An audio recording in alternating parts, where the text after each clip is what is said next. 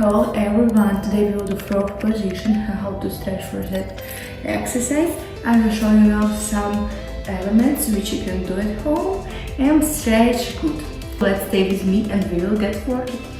First what you'll start to do, will take two legs together and working strong like one, close, two, close, three, close, four, close, working like one, 2, 3, 4 and 5.